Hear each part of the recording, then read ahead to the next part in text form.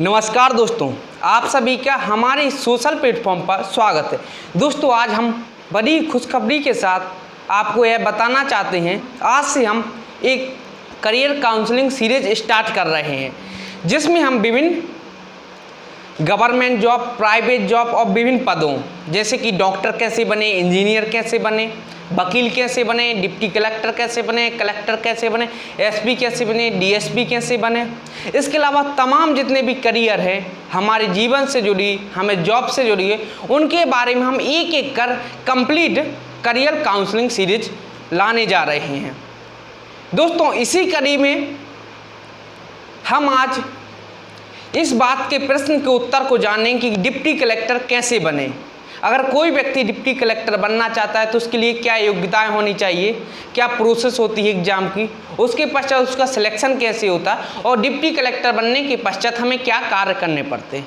इसलिए दोस्तों, आप लोगों से निवेदन है कि अभी तक आपने हमारे चैनल को सब्सक्राइब नहीं किया है तो नीचे रेड बटन पर क्लिक कर हमारे चैनल को सब्सक्राइब कर लीजिए। और दोस्तों, आप लोगों से एक निवेदन है, ईयरफोन लगाकर ध्यानपूर्वक इस सेशन को सुनिएगा।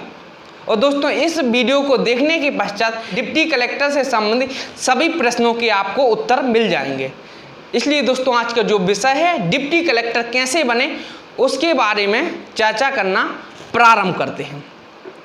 दोस्तों, पहले नंबर पर हम समझते हैं डिप्टी कलेक्टर क्या होता है और इसमें क्या क्या हमें कार्य करने पड़ते हैं। दोस्तों, डिप्टी कलेक्टर एक सिविल सर्विस जॉब है, जिसमें हमें किसी जिले के एक क्षेत्र, अर्थात चाहे वो विकास खंड हो या विधानसभा क्षेत्र, इतना बड़ा एरिया हमें मिलता है और वहाँ के समस्त प्रशासनिक कार्यों को देखना पड़ता है। डिप्टी कलेक्टर के दूसरे उपनाम के रूप में देखें तो हम इसे एसडीएम के रूप में भी कह सकते हैं। और दोस्तों, हम समझते हैं अगर कोई व्यक्ति डिप्टी कलेक्टर बनना चाहता है तो उसके लिए क्या योग्यताएं होनी चाहिए। दोस्तों, सर्वप्रथम अगर आप अभी 12th में हैं और आपने अभी 12th पास की है तो इसके पश्चात आपको सर्वप्रथम ग्रेजुएशन कंप्लीट करनी होगी, किसी भी सब्जेक्ट से, किसी भी स्ट्रीम से। चाहे आप बीए करिए, बीएससी करिए, बीकॉम करिए, एमकॉम करिए, बीटेक करिए, कुछ भी करिए, डज नॉट मैटर, यहाँ पर कोई रिस्ट्रिक्शन नहीं है। आप किसी भी सब्जेक्ट से आपके पास ग्रेजुएशन होनी चाहिए, अर्थात बैचलर डिग्री होनी चाहिए, और साथ ही आपकी न्यूनतम उम्र 21 वर्ष होनी चाहिए। और दोस्तों, यह एग्जाम प्रत्येक राज्य सरकार राज्य स्तर पर लोक सेवा आयोग द्वारा आयोजित किया जाता है। जैसे कि उदाहरण के तौर पे हम इसको मध्य प्रदेश के संक्षिप्त में देखते हुए समझते हैं। दोस्तों, मध्य प्रदेश है, मध्य प्रदेश के लिए एक लोक सेवा आयोग है जिसे मध्य प्रदेश लोक सेवा आयोग के नाम से जाना जाता है, MPPSC, Madhya Pradesh public service commission. यह प्रत्येक वर्ष के अंतराल पर डिप्टी कलेक्टर, डीएसपी और विभिन्न एग्जामों के लिए सिविल सर्विस की परीक्षा आयोजित कराता है, जिसकी न्यूनतम उम्र हम आपको बता चुके हैं कि 21 वर्ष होनी चाहिए और आपके पास किसी भी सब्जेक्ट से ग्रेजुएशन होनी चाहिए। दोस्तों, इसके पश्चात हम समझते हैं डिप्टी कलेक्टर बनने के लिए क्या एग्जाम प्रोसेस होती है और हमें कौन कौन से एग्जाम देना पड़ते हैं। दोस्तों, इसके लिए एक एग्जाम होता है MPPSC सिविल सर्विस, या प्रत्येक स्टेट एक PSC या PCS का एग्जाम कंडक्ट कराती है राज्य स्तर पर। जैसे कि मध्य प्रदेश में MPPSC सिविल सर्विस का एग्जाम होता है, जिसके 3 चरण हैं। पहला चरण होता है प्री अर्थात प्रारंभिक परीक्षा, दूसरे चरण में मेंस अर्थात मुख्य परीक्षा, और तीसरे नंबर पर साक्षात्कार अर्थात इंटरव्यू। दोस्तों, हम पहले नंबर पर समझते हैं प्री। दोस्तों, प्री में 2 एग्जाम होते हैं। एक प्री में पहला एग्जाम होता है GS का और दूसरा होता है CSAT का, सिविल सर्विस एप्टीट्यूड टेस्ट। पहले नंबर पर दोस्तों GS, इसमें दोस्तों निम्नलिखित विषयों से संबंधित प्रश्न आते हैं, जैसे कि भारतीय राज्य व्यवस्था, भारतीय इतिहास, इसके अलावा भारतीय अर्थशास्त्र, विश्व भूगोल, भारतीय भूगोल, साइंस, चाहे वो फिजिक्स, केमिस्ट्री, बायो हो, टेक्नोलॉजी हो, स्पोर्ट्स हो, कंप्यूटर हो, इसके अलावा समसामयिक घटना अर्थात करंट अफेयर से जुड़े हुए प्रश्न आते हैं। और यह पेपर 100 नंबर का होता है और इसमें 100 क्वेश्चन होते हैं। ऑब्जेक्टिव पेपर होता है, मतलब 4 विकल्प दिए होंगे जिसमें से एक उत्तर सही होगा। और इसी पेपर के आधार पर अर्थात जीएस पेपर के आधार पर ही मेरिट निर्धारित होती है।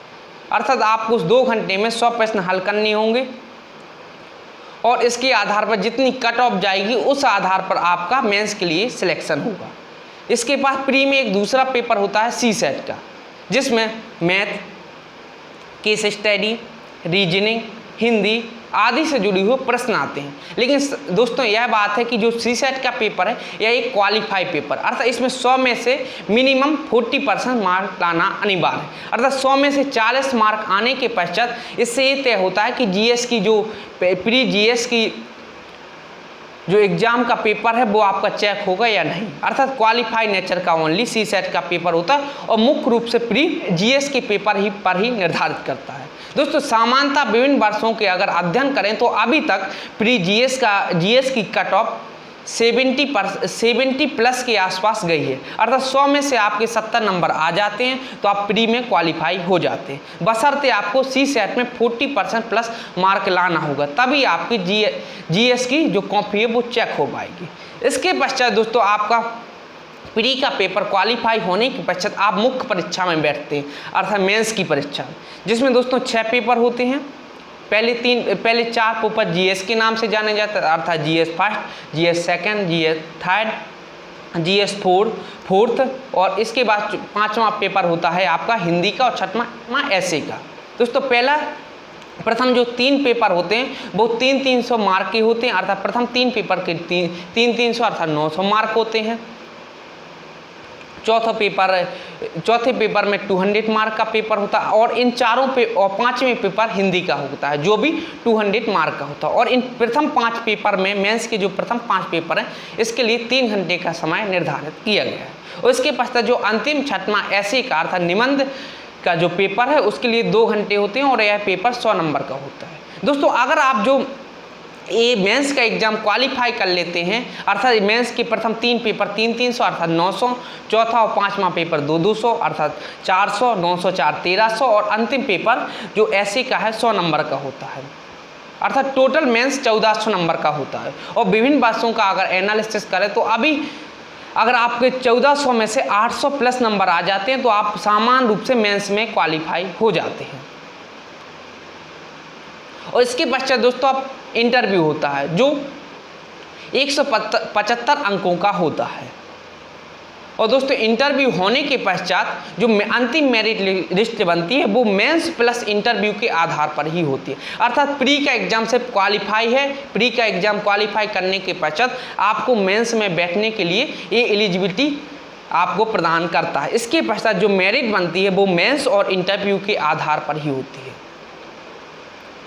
दोस्तों मेंस और इंटरव्यू की अर्थात 1400 प्लस 175 इंटरव्यू दोनों के मार्क 1575 होते हैं और इसमें से आप अगर 850 अर्थात 900 प्लस अंक प्राप्त कर लेते हैं तो निश्चित रूप से आप इस एग्जाम में क्वालिफाई हो जाते हैं। और इसमें दोस्तों एमपीपीएससी सिविल सर्विस के एग्जाम में 39 प्रकार की पोस्ट होती हैं, जिसमें टॉप पर डिप्टी कलेक्टर की पोस्ट होती है। और अगर आप डिप्टी कलेक्टर बनना चाहते हैं तो 1575 में से आपको 1000 के आसपास नंबर लाना होगा। और यह प्रक्रिया पूर्ण होने के पश्चात अगर आपके 1000 प्लस नंबर हैं मेंस प्लस इंटरव्यू को मिलाकर तो आप निश्चित ही डिप्टी कलेक्टर अर्थात एसडीएम के पद पर पदस्थ हो जाते हैं। दोस्तों हमें उम्मीद है कि आपको हमारी जो करियर काउंसलिंग सीरीज का पहला टॉपिक है डिप्टी कलेक्टर कैसे बने आपको विस्तार पूर्वक समझ में आया होगा। और दोस्तों अगर आपकी जिज्ञासा है कि हम भी डिप्टी कलेक्टर बनना चाहते हैं तो दोस्तों आप सर्वप्रथम आपके पास 21 वर्ष उम्र होनी चाहिए और आप किसी भी स्ट्रीम से ग्रेजुएशन हो। और इसके पश्चात सर्वप्रथम आपको दोस्तों इसके सिलेबस को विस्तार पूर्वक देखना होगा, विचार विमर्श मंथन करना होगा। इसके पश्चात आप अपनी तैयारी को प्रारंभ करिएगा। दोस्तों हमें उम्मीद है कि आपको हमारा आज का जो विषय है उसे समझ में आया होगा। हमें उम्मीद है दोस्तों अगर आपको हमारी ये वीडियो अच्छी लगी हो तो आप कमेंट कर हमें सुझाव दीजिए और अब आप बताइए कि हम किस विषय पर आपको करियर काउंसलिंग के लिए भी वीडियो बनाएं। नमस्कार दोस्तों, बहुत बहुत धन्यवाद।